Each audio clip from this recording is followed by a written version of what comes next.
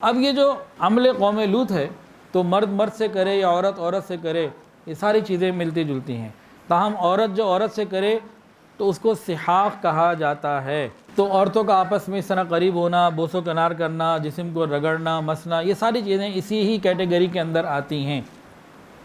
اور ایک بات شاید آپ میں سے بہت سو کو آج پہلی دفعہ معلوم ہو، جس طرح مرد مرد کے ساتھ یہ عمل اس کائنات میں سب سے پہلے حضرت لوط علیہ السلام کی قوم میں شروع ہوا، اس سے پہلے یہ برائی نہیں تھی۔ یہ قرآن مجید کے اندر ہے کہ پہلے پوری زمین پہ ایسا کچھ نہیں تھا، یہ اس قوم کی ایجاد تھی۔ اور وہاں عورتوں میں بھی یہی معاملہ وہیں سے شروع ہوا، اس سے پہلے عورتوں میں بھی نہیں تھا۔ اب یہ جو عمل قوم لوط ہے، یہ عمل کرنے والا شخص چونکہ فطرت کے خلاف کر رہا ہے، یہ فطرت کے خلاف کر رہا ہے، اس وجہ سے اس کی جو عقل سلیم ہے وہ چھین لی جاتی ہے، جو اس کی بصیرت ہے وہ چھین لی جاتی ہے۔ اب اس کو صحیح بات سمجھ نہیں آتی، جتنا مرضی بٹھا کے اس کو خدا رسول کی باتیں بتاؤ، اسے سمجھ نہیں آتی، کیونکہ اس نے خود کام ایسا چنا عقل کے خلاف۔ تو اب اس کی عقل جو ہے حرام کاموں میں، گناہ میں تو بڑی چلتی ہے، اچھے کاموں میں نہیں چلتی۔ پھر شادی شدہ زندگی میں شرمندگی الگ، پریشانی الگ، تکلیف الگ، اور بیوی جو ہے ایسے ہوتی ہے جیسے زندہ درگور کر دیا گیا ہو، جس کو عادت پڑ جائے۔ یہ بھی مسائل ہمارے سامنے اتنے آتے ہیں کہ کئی عورتوں نے بتایا کہ ہم گھر میں ہیں، توجہ ہماری طرف نہیں ہے، مردوں کی طرف، غیروں کی طرف توجہ ہے۔ یہ ہمارے یہاں کامن چیزیں چل رہی ہیں۔ پھر یہ اپنا نطفہ ایسی جگہ ڈالتا ہے کہ نسل آگے نہیں بڑھتی، اللہ تعالیٰ کی دی ہوئی نعمت اور امانت کا غلط استعمال کر کے خیانت کا مرتکب ہوگا، ذلت اور رسوائی مقدر بنے گی۔ پھر ایک اور معاملہ بھی ہے، قرآن مجید میں اللہ فرماتے ہیں وَمِنْ آیَاتِهِ أَنْ خَلَقَ لَكُم مِّنْ أَنفُسِكُمْ أَزْوَاجًا لِتَسْكُنُوا إِلَيْهَا۔ اللہ تعالیٰ کی نشانیوں میں سے ایک نشانی ہے کہ اس نے تمہارے لیے تمہیں میں سے تمہاری بیویاں بنائیں تاکہ تم ان کے پاس جاؤ اور سکون حاصل کرو۔ جب بھی کوئی خاوند اپنی بیوی کے پاس شریعت کے مطابق آتا ہے، ایک سکون ملتا ہے، ایک تسکین ملتی ہے، بہت ساری پریشانیاں دور ہوتی ہیں، بہت سارے نفسیاتی مسائل سے یہ نکل جاتا ہے۔ اس کی اتنی برکتیں ہیں، اتنی برکتیں ہیں، اگر اس کے اوپر کوئی ڈاکٹر میڈیکلی بتائے نا تو صرف اس چیز کو بڑی تفصیل سے بیان کیا جا سکتا ہے۔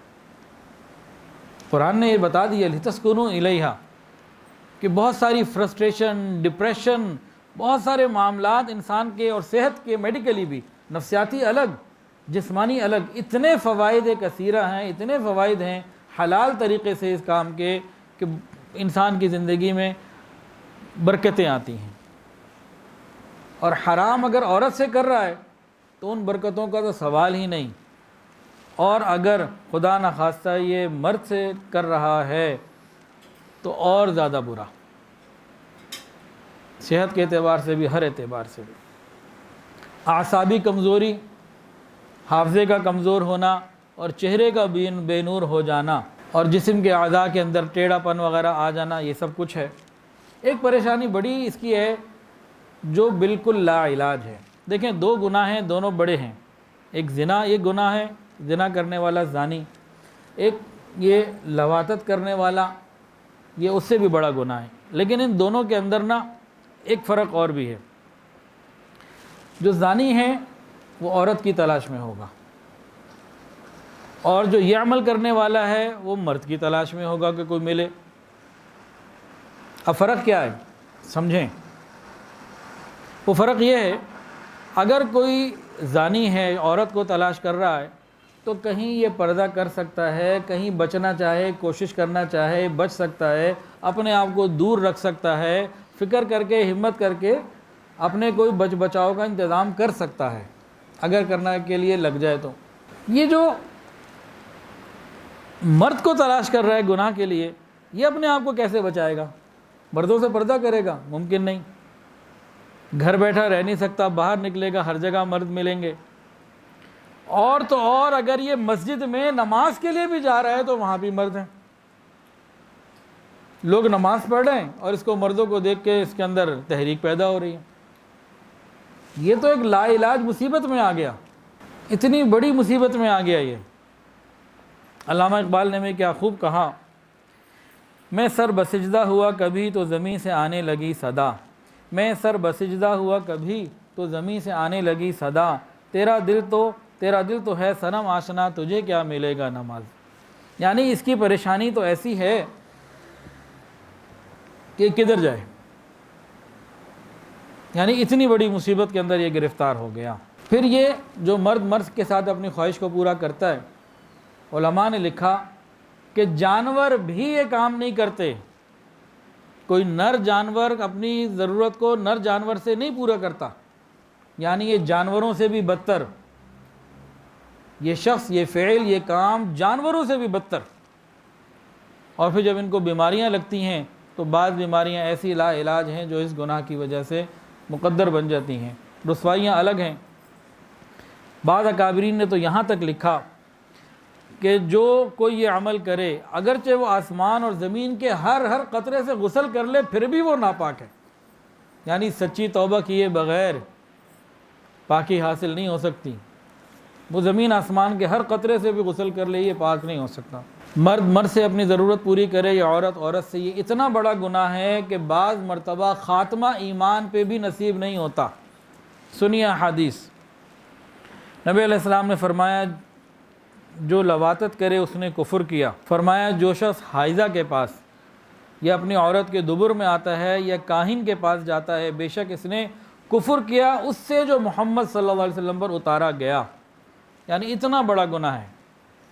علامہ ابن قیم رحمۃ اللہ علیہ نے ایک واقعہ لکھا ہے اپنی کتاب الجواب الکافی میں، ایک ایسے شخص کا جس کو لڑکوں کی عادت تھی، وہ کسی لڑکے کی محبت میں گرفتار ہو گیا، وہ لڑکا اسے شدید نفرت کرتا اور یہ اس کے شدید جو ہے نا وہ نفسانی طور پر اس بیماری میں، اس کو لوگ محبت کہہ دیتے ہیں، محبت تو پاکیزہ چیز ہے، یہ بیماری ہے، اس بیماری میں مبتلا ہو گیا، اتنا مبتلا ہوا کہ بیمار پڑ گیا اور بستر پہ چلا گیا، اتنا علیل ہوا کہ لگتا تھا کہ اب یہ مر ہی جائے گا، اتنا اس کے پیچھے یہ دیوانہ ہو گیا۔ بستر پہ پڑا ہوا تھا، اس نے کچھ اشعار کہے، اس نے اس لڑکے کا نام اسلم تھا جس سے اس کو یہ تعلق ہو گیا، اس نے اشعار کہے عربی میں، اسلم یا راحت العلیل، اسلم اے بیمار کی راحت، ایک کمزور اور لاغر شخص کی شفا، میرے دل کو تیری زیادہ چاہت ہے، میرے دل کو تیری رضا کی زیادہ چاہت ہے بنسبت خالق جلیل کی رحمت کے، میں چاہتا ہوں اس بیماری میں، اس موت کے قریب بھی تو مجھے مل جائے، میری خواہش پوری ہو جائے، میں تجھے زیادہ چاہت رکھتا ہوں، تجھے زیادہ محبوب رکھتا ہوں بنسبت اس کے کہ رب جلیل کی رحمت کے مقابلے میں میں تجھے ہی چاہتا ہوں۔ ادھر کوئی بیٹھا ہوا تھا، اس نے سن لیا، کہا اتق اللہ، خدا کا خوف کر، کیا کہہ رہے تو اس نے کہا قد کان، میں جو کہہ رہا ہوں صحیح کہہ رہا ہوں، ایسا ہی ہے، اور ساتھ ہی اس کی موت آ گئی، اس شخص کا کفر پہ انتقال ہو گیا۔ یعنی یہ گناہ ایسے ہیں، یوٹیوب پہ، سوشل میڈیا پہ یا ویسے ان گناہوں میں انسان پڑ جائے اور لگا ہی رہے تو موت کے وقت کلمہ مل جانا مشکل۔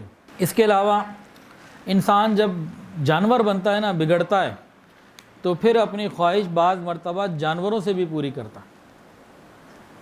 زنا بہت ہی برا فعل، یہ لواطت اس سے برا، اور جانور کے ساتھ اپنی خواہش پوری کرنا اس سے برا۔ حضرت عبداللہ ابن عباس رضی اللہ تعالیٰ عنہ نے نبی علیہ السلام سے روایت کی ہے سنن ابی داؤد میں، جس شخص نے جانور کے ساتھ بد فعلی کی اس کو قتل کر دو اور جانور کو بھی قتل کر دو۔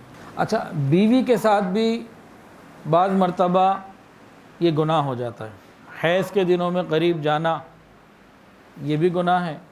حیض کے علاوہ